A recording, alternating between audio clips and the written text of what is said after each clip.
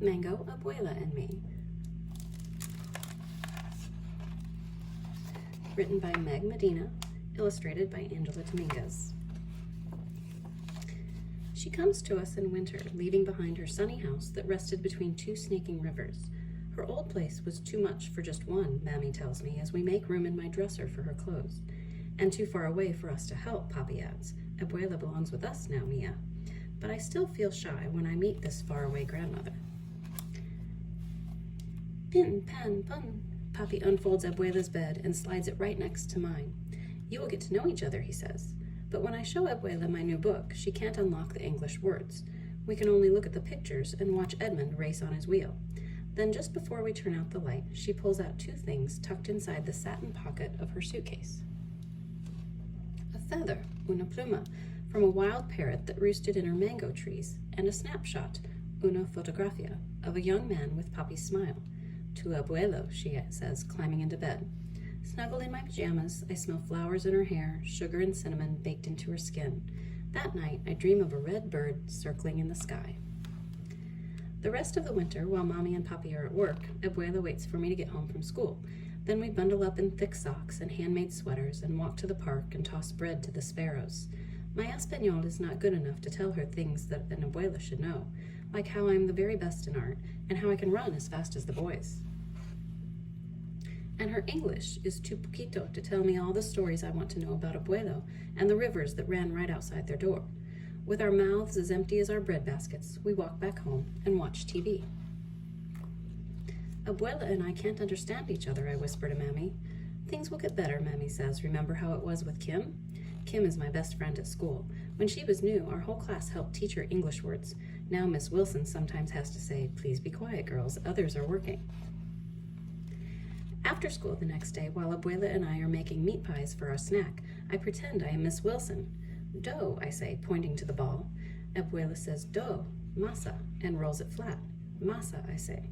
She drops a spoonful of meat in place. Carne, carne, I say, meat. Pasas, raisins. Aceite, oil. Then I remember the word cards we taped in our classroom to help Kim. So while Abuela fries our empanadas, I put up word cards too, until everything is covered, even Edmund. Soon we are playing Oi y di, hear and say, all around the house. But that night, she still calls my pillow a palo, and she says Edmund is a gangster. We'll keep practicing, I whisper. But the next day, I cannot practice with Abuela after all. Edmund has run out of his favorite seeds, so Mommy and I have to ride the bus downtown to buy more. Sometimes there are kittens sleeping in the pet shop window, but when we arrive this time, something even better is behind the glass. Look, I say, the window has become a jungle filled with birds, and right in the middle is a parrot staring at us with black bean eyes. I press my nose to the glass, thinking of the red feather Abuela gave me. Let's buy him, I tell Mammy. But Mia, you already have Edmund, Mammy says. Oh, not for me, I say, for Abuela, like the parrot that lived in her mango trees. He can keep her company when I'm at school.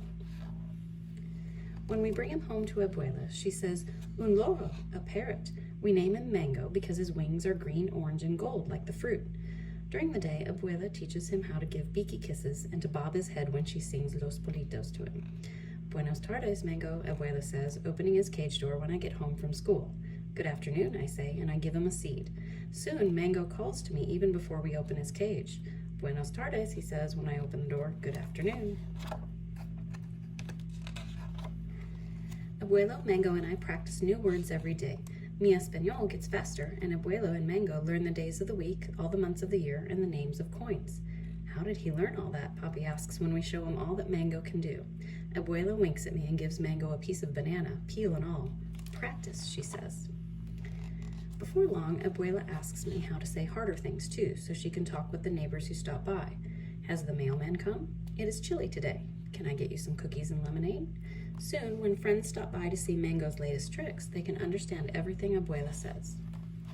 But best of all, now when Abuela and I are lying next to each other in our beds, our mouths are full of things to say. I tell her about my buen dia and show her my best pintura of Mango. Abuela reads my favorite book with only a little help, and she tells me new stories about Abuelo, who could dive for river stones with a single breath and weave a roof out of palms. I draw pictures for her. She still misses their old house, she says, but now only a little bit. Mango listens to us from his perch until my eyes grow heavy. Hasta mañana, Abuela, I say. Abuela kisses me. Good night, Mia. Hasta mañana. Good night, Mango calls, and soon we fall asleep.